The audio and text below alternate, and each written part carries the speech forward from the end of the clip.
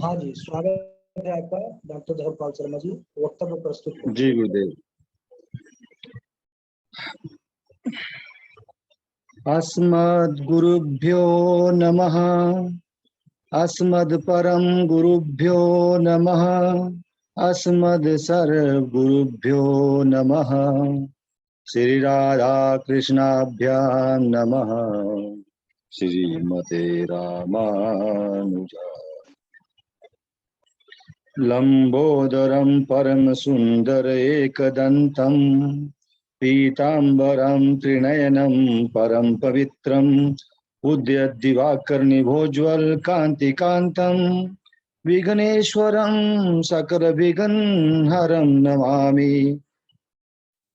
जयतु देवो देवकी नन्दनोऽयं। जयतु कृष्णो वृष्णिवंश प्रदीपः। जयतु मेघश्यामल कोमलांगः।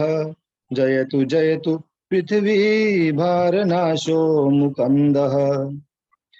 बर्ह बर्हपीडं नटवरवपु कर्णयो कर्णिकारम् बिभ्रदवासः कनककपिशं वैजयन्तीं च मालां रन्ध्रानवेणुर्धरसुधया पूरयन् गोपवृन्दै बृन्दारण्यं स्वपदरमणं प्राविशद गीतकीर्तिः। अञ्जनानन्दनं वीरं जानकी शोकनाशनं कपीशमक्षहन्तारं वन्दे लङ्काभयङ्करम्। भगत भक्ति भगवन्त गुरु चतुर्नाम बपुएक। इनके पद बंधन किए नासद विघ्न अनेक। नासत विघ्न अनेक। अनंत कोटि ब्रह्मांड नायक अचिंत्य कल्याण गुण गण निधान सर्वेश्वर सर्वाधिपति अकारण करुणा वरुणालय सच्चिदानंद घन परमात्मा श्री कृष्ण एवं श्री राधा जी के चरण युगल, साथ ही साथ गुरुदेव महाराज जी के चरणारविंदों में दास का बारंबार प्रणाम। सम उपस्थित जूम ऐप के माध्यम से जुड़े भगनी बंधुओं, सबको प्रणाम। मैं आप सबके समक्ष एक छोटा सा वक्तव्य लेकर के उपस्थित हुआ हूं, जो दक्ष प्रजापति की संतति के विषय में है। इस प्रकार से मैं प्रारंभ करता हूं। अब यहाँ परीक्षित सुखदेव जी से प्रश्न करते हैं, हे महात्मन, चतुर्थ स्कंद में आपने मुझे ध्रुव चित्र और उनके वंश के विषय में प्राचीन बरही के पुत्र प्रचेताओं का के विषय में बताया था। उनके वंश में आगे क्या हुआ, कहां तक चला? कृपया कर आगे का वृतांत सुनाइए। उसके उपरांत परीक्षित की ज्ञान पिपासा शांत करते हुए सुखदेव जी कहते हैं, प्राचीन बरही के पुत्र प्रचेता का विवाह वृक्षों की कन्या वाराक्षी के साथ हुआ और उन्होंने दक्ष नामक पुत्र को जन्म दिया। दक्ष का विवाह प्रजापति पांचजन्य की पुत्री अस्मि से हुआ, जिससे हरेश्वर नामक 10,000 पुत्र उत्पन्न हुए। और जब पिता दक्ष ने इन हरेशों को प्रजा उत्पन्न करने की आज्ञा दी, तो वे सभी पश्चिम दिशा की ओर प्रस्थान कर गए, नारायण सरोवर के पास तपस्या करने हेतु। तभी नारद जी वहां अवतरित हुए और उन बच्चों को अपने ज्ञान उपदेशात्मक कूट प्रश्नों के जाल में उलझा दिया। प्रश्न बड़े विचित्र थे, जैसे कि ऐसा बिल जहां जाने का रास्ता तो है, परंतु लौटने का नहीं, बाहर निकलने का नहीं। दूसरा प्रश्न, बहुरूपिणी स्त्री कौन है? तीसरा प्रश्न, कुशली व्यभिचारिणी स्त्री का पति कौन है? चतुर्थ प्रश्न, नदी जो दोनों ओर बहती है 5वां प्रश्न, 25 तत्वों से बना घर कौन है, कहाँ है? 6ठा प्रश्न, हंस जिसकी कथा विचित्र है, इत्यादि 10 प्रश्न पूछे। हर्षिवा बालक इन रहस्यमय प्रश्नों का उत्तर देने में सक्षम नहीं थे, असमर्थ रहे, और इस प्रकार से प्रणाम करके नारद जी से इनके उत्तर जानने की जिज्ञासा जाहिर की और कहा कि आप आज्ञा करेंगे। वे उस आज्ञा को पूर्ण करने के लिए कृत संकल्प है, दृढ़ संकल्प होंगे। देवर्षि नारद जी ने कहा, पुत्रो तो लो, मैं उत्तर तुम्हें बताता हूं, ध्यान से सुनना। अब जो प्रश्न था, पहला प्रश्न जो पूछा था नारद जी ने, वो ये था कि ऐसा बिल जहां जाने का रास्ता तो है पर बाहर निकलने का नहीं। वह रास्ता, वो प्रश्न, इसका उत्तर था कि मोक्ष ही वो द्वार है जहां जाने का रास्ता तो है पर बाहर निकलने का नहीं। गीता में भी श्री कृष्ण जी ने कहा है, ना तद भास्यते सूर्यो ना शशांको ना पावक यद गत्वा ना निर्वतन्ते तदधाम परमम। उस लोक को प्राप्त करके फिर पुनः लौटना नहीं पड़ता। उस लोक को सूर्य, चंद्र और अग्नि प्रकाशित नहीं कर सकते। और दूसरा प्रश्न जो था कि व्यभिचारिणी स्त्री कौन है, तो व्यभिचारिणी स्त्री वह माया है जिसके अनेक रूप है, और उसका पति, कुशली व्यभिचारिणी स्त्री का पति कौन, तो उस उसके माया के पति श्री कृष्ण जी हैं, जो सांख्य कारिका में कहते हैं, अजाम एकाम लोहित शुक्ल कृष्णा बहवी प्रजा सृजमाना स्वरूपा। माया ही के सत्व, रज और तम 3 रूप हैं। इन्हीं के माध्यम से वह अपने समान अनेक प्रकार की सृष्टि करता है।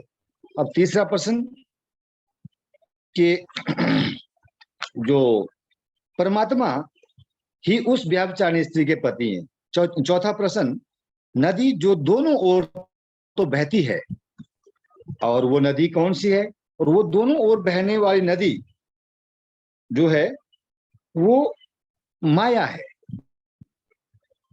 वही सृजन करता है, कर रही है, और वही संहार करती है।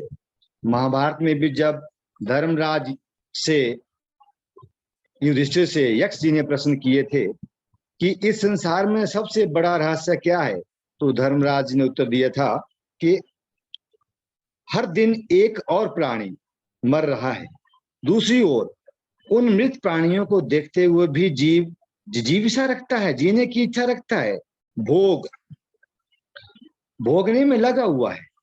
यही सांसारिक सबसे बड़ा आश्चर्य है।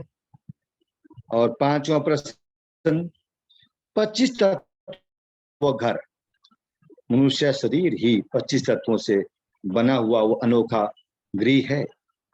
और जो अगला प्रश्न था, 6ठा प्रश्न, तो उसमें उसके उत्तर में वो कहते हैं कि शास्त्रीय वह हंस है जिसकी वाणी सभी की समझ में नहीं आती। इस प्रकार उपदेश देकर नारद जी ने इन्हें अपना शिष्य बना लिया और सन्यास का मार्ग प्रशस्त कर दिया। जब दक्ष को पता चला कि उनके 1000 पुत्रों को नारद ने बाबा बना दिया, संत बना दिया, तब उसने 5 जनी के से 1000 शवलाश्व नाम के पुत्र पैदा किए।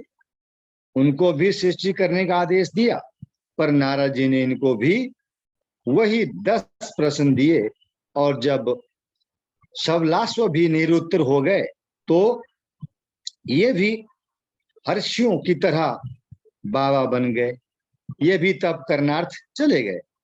दक्ष प्रजापति ने जब ये सुना तो आग बबूला हो गए और देवर्षि नारद को शाप दे डाला अहो असाधो साधूनां साधुलिंगेन न सत्वया असाध्वकार्यार्भकाणां भिक्षो मार्गः प्रदर्शितः।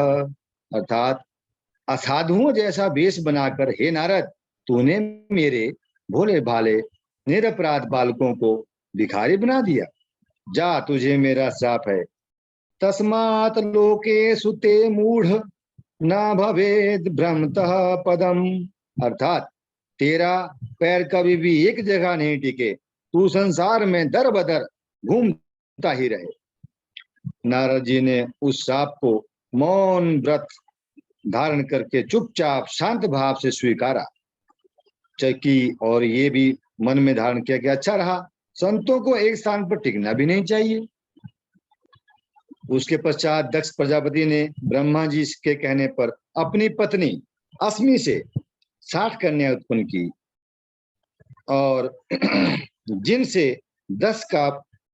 जिनमें 10 का विवाह धर्म के साथ, 13 का विवाह कश्यप मुनि के साथ, और 27 चंद्रमा से भूत, अंगिरा और त्रिशाश्व के साथ 2-2 कन्याओं का, तथा तारक्ष नामधारी कश्यप के साथ 4 कन्याओं का विवाह कर डाला। कश्यप की पत्नी दिति से दैत्यों का और अदिति से देवताओं का जन्म हुआ।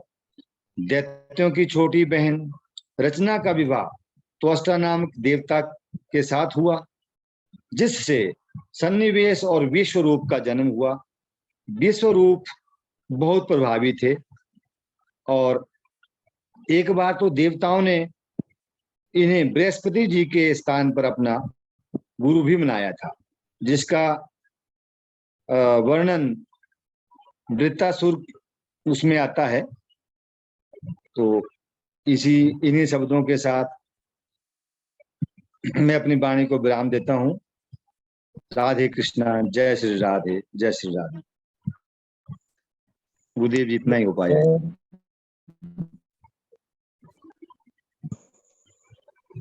बहुत सुंदर, बहुत बढ़िया। आपने जितना भी सुनाया है बहुत अच्छी से तैयारी के साथ सुनाए हैं। और आज तो ऐसे भी बहुत कम लोग जुड़े थे, और जो जुड़े थे वह भी कोई नेटवर्क में नहीं था, कोई बाहर। गुरु जी, उतनी तैयारी नहीं हो पाई थी। मैं इसको भी तैयार कर रहा था थोड़ा आगे भी ना जी, परंतु उतना हो नहीं पाया। फिर अचानक जब हो गया कि कोई नहीं है, चलो मैं कर देता हूँ थोड़ा सा।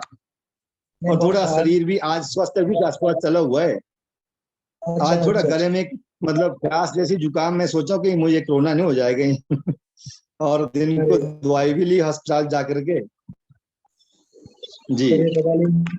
सभी बड़े प्रसन्न है सुनकर के वक्तव्य के, आपका वक्तव्य सुन करके सभी का बहुत बहुत धन्यवाद जी। भगवत